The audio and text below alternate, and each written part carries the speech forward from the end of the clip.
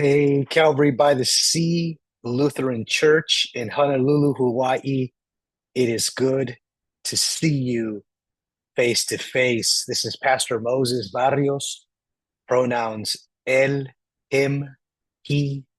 It is good to be with you. I'm the senior pastor of Calvary by the Sea, and it's been an interesting couple of weeks, friends. I've been traveling from New York City to Washington, D.C., to Dallas, Texas. Yep, Dallas, Texas. And I have stories to tell, things that I observed, and the way the divine has been speaking to me is beautiful. It is good. And I want to share some of those thoughts with you on Sunday.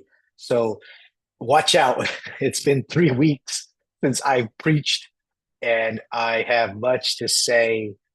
But, this Sunday is a beautiful Sunday where we are gathered to be the community of people of God, but also to be this people, this peculiar people who are sort of living by a different set of priorities, a different way of looking at neighbor and looking at the cosmos, the world, and all creation.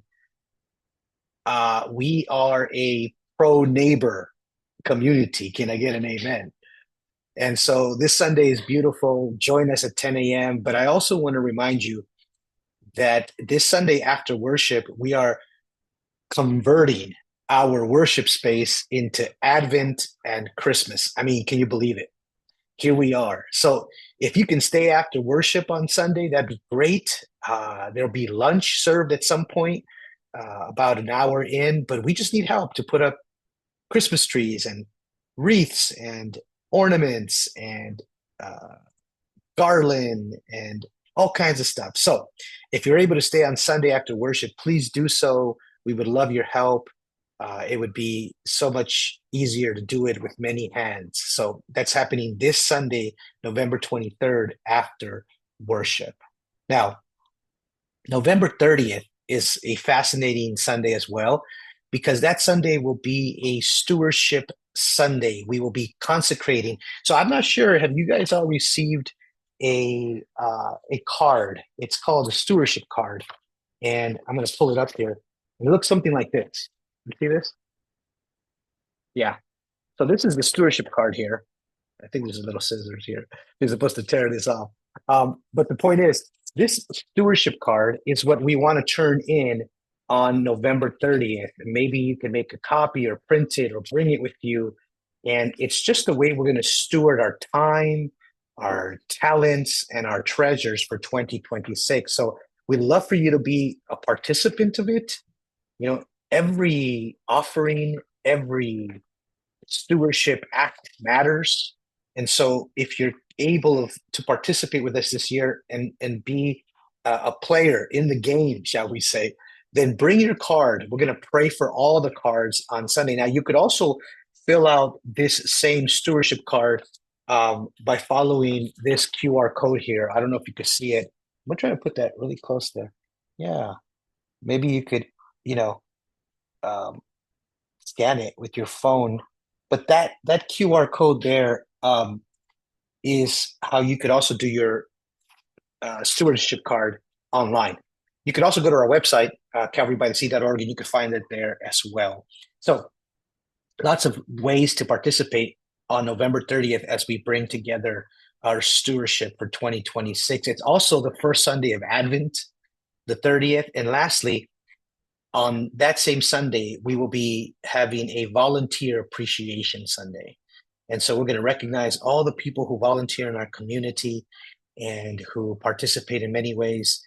We just want to bless them and acknowledge them and thank them. There will be a cake after worship so that we could celebrate them as well. Then, this is the season, friends, Advent, the anticipation of the birth of Jesus coming.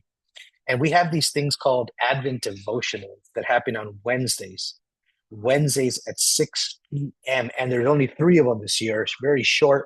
But December 3rd, December 10th, and December 17th, 3 Wednesdays from 6 to 7:30, we'll be meeting hopefully in oceanfront by the ocean side, if weather permits. If not, sometimes we move that gathering into Hale Aloha. But I invite all people, all ages. If you've never come before, come try it out, check it out.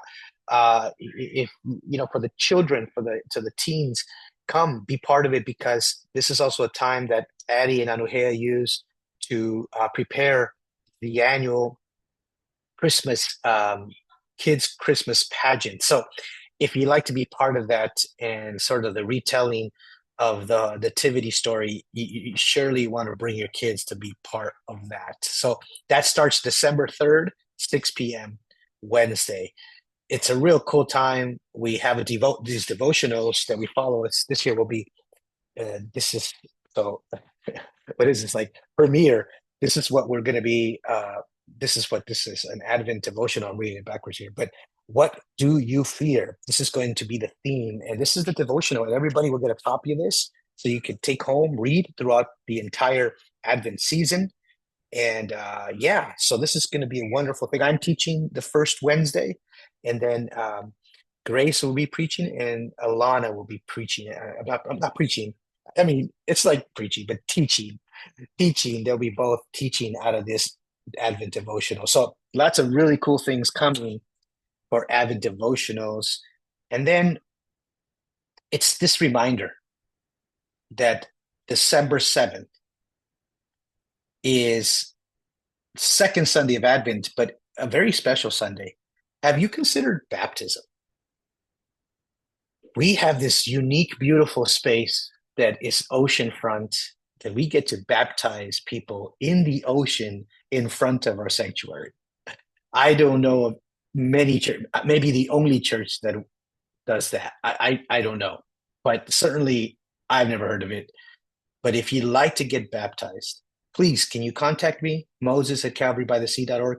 You can contact any of our staff, Addie, Anuhea, Grace. So just let them know you want to get baptized, and then we'll get you set up and have some support for you for December 7th. So that'll happen during worship, and then there'll be a sign-up sheet, by the way, if you'd like to get baptized for that as well. Then lastly, are you new to the community? Are you new to Calvary by the Sea? Have you been attending, more recently? Maybe you've been attending for a long time, and it's time that you're saying, I want to step into like a deeper partnership with my community. If so, I invite you to the welcome lunch that's happening also December 7th after worship.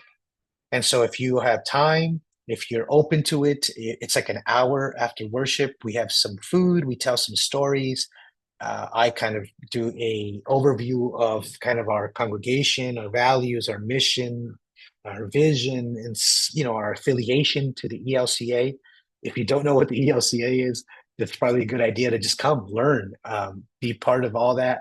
So this is happening December 7th after worship at Hale Aloha. Please sign up for that as well. If you're interested in that, being part of that, please send Addie an email at parishodministrator@calvarybythesea.org, or just check in with us. Let us know you're interested in coming. All right. Well, I don't want to take too much more of your time. I wanted to simply check in, say I'm excited about this Sunday, excited about the season we are entering. Advent is almost here, and this season of anticipation sort of begins to unwind, sort of begins to unravel in a positive way so that all of us can participate and engage it. So I encourage you, come be part of this season. If you've never been part of an Advent season, come join. We light candles. We do all kinds of beautiful things. So I'm encouraged. I want to sneeze. Sorry. I'm encouraged by the season we're in, and I'm excited to share with you about the ways that the divine is moving around us, around our country. And yet, despite what we see in the world, despite the attempt to erase culture and color and immigrants and trans people and queer people, the attempt to say that we are not alike, but that we are way too different that we could ever get along is problematic. And it's problematic because it firstly contradicts scripture. And so that in itself already is puzzling to me. And so I will be speaking into the world that we must be, the world that God has called us to be, the humanity we have been called to be, to not feel threatened, to not be afraid, but to know that there is a clear mandate, right? That there is nothing that can separate us from the love of God. That's what Romans 8 says. Nothing can separate us, right? So this idea that somehow a nationalistic movement will somehow threaten the gospel, the good news of Jesus or the love of God, that is false. So do not fall into that ideology. Do not fall into that lie. Scriptures, it says that the world, that we will always, no matter what, not even life or death, you know what I mean? Basically, nothing can separate us from the love of God. And so that should bring like comfort. That should give us sort of the ending of the movie, shall we say? That it should remind us that this story ends with God's love next to us, with us. Nothing will ever separate us. And that, my friends, that, my siblings, that, mis hermanos inmigrantes, should give you comfort, should give you hope, should give you joy. There's much to smile about. There's much that is good. And we those who are attempting to say yes to diversity, yes to inclusion, yes to every single people deserving the love of God, yes to every person being good, dignified, valued. Yes to that. That is good, good news. And that's what the urgency is, to tell as many people as possible. That is the evangelical urgency. Now I'm talking like an evangelical, because I was just at an evangelical conference. So I got to tell you about some of that stuff as well. So listen, I'm an ex-evangelical. I don't know if I'm an ex-evangelical. I'm just, I grew up in a Pentecostal tradition. I served in an evangelical tradition. And yet here I am, a Lutheran. So there is, I know my people, right? And yet I know what is missing.